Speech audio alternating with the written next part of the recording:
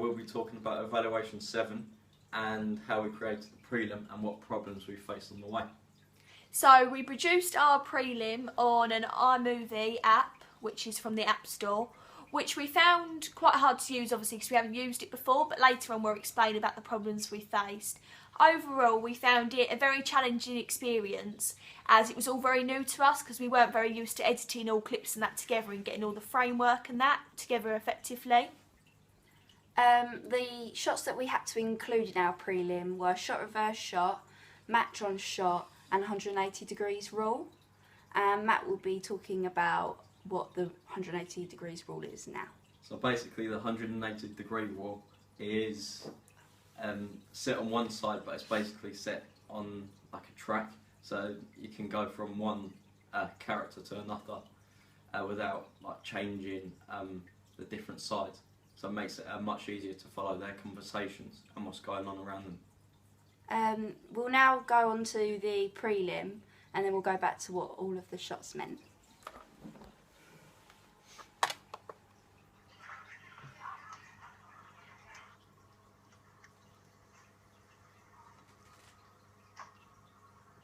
This was our 180 degree rule, as you can see. Matt will now explain about how we found doing the 180 degree rule and the problems we faced. Well, the problems we faced were that it was quite hard to match the different characters together, as we had to cut it. But we overcome that problem with running it all through, then cutting it at the end to see which faults we came across, and then we just reshot it afterwards. It was hard, as we found that we had to search a lot on YouTube to see how other people used it, because we were just too unsure about how to use it. So instead we just had to do a few more cuts, see what we'd done wrong and compared them, which helped us to then eventually move it in. But we still found that we had a major problem with it, as we felt as if it didn't really flow properly, did we, No. together, as it didn't look as professional as what 180 degree really would look. So when we produce our thriller, it will be looking we'll hopefully try and keep that in there, but make it look a lot more professional. If the 180 degree rule does fail, it can make the film look very disjointed, because the eye match doesn't link together and it can confuse the audience. Yeah. And also the conversation then doesn't really make much sense either. So it's key for the 180 degree rule to really work. We then used a shot reverse shot, which is basically where there's a conversation going on and you go from one person's like over the shoulder sort of shot onto the person they're talking to, so it helps to show like the flow of the conversation, which we will now show you. C4, what about you? Oh, I'm C5. Oh, what time's the exam? Oh, it's now, we better go. Oh. That was our shot reverse shot, which we found this a lot more easy than using the 180 degree rule, as there was less problems we faced, as we had more of a better idea when doing this. The main problem we did face when putting this together, when we edited it, is we didn't get enough videos of shooting this, so it looked a bit disjointed, so then we had to go the following day and reshoot it all and then try and link it together. But eventually we managed it to look okay, but the main problem we did face was not getting enough footage, which will later on help us when creating our thriller.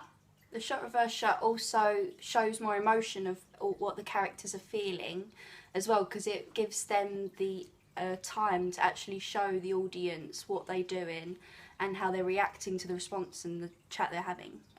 So when editing this together, we know exactly what we should do now, just get more footage. Becky will now talk about match on action. Match on action is when you go through one room to another, or just going from a different location to another location. It's important in a film because it flows and links the shots together. Without it, it'd be very disjointed and wouldn't flow as well.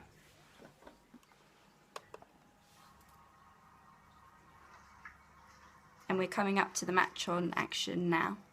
Going in from one room to another. We then use the slide 2 on in the clip as well when we go to the outside door, which we also show someone opening the door, as that was one of the things we also had to include in our prelim, which we shows a close-up of. Without match on action, it would have looked very confusing and people wouldn't be aware of where they're going. It was good as well because it could show two sides of two different places, so it could quickly go into a next scene very rapidly, but also it would not look disjointed at all. It would just flow and just make the overall thing more professional. One problem we did face when doing this was, again, not getting enough footage, but as well it was hard to get the right camera angle on the outside as we did in the inside, because obviously we were doing more of a high shot. Then on the outside we were doing a bit of a low shot, so it didn't look like it flowed properly. So we had to make sure that we had to get the right angle shots so it looks exactly the same from the outside but was just different as we walked in, which in our thriller we will hopefully manage to do that, a successful match and action shot. Yeah, we found it quite difficult because linking it together, when we had never edited something before, so when we edited all of the things together we had to get it exactly perfect, and from our prelim to now we can definitely tell that we've improved on this, and as you'll see in our next thriller we've definitely improved.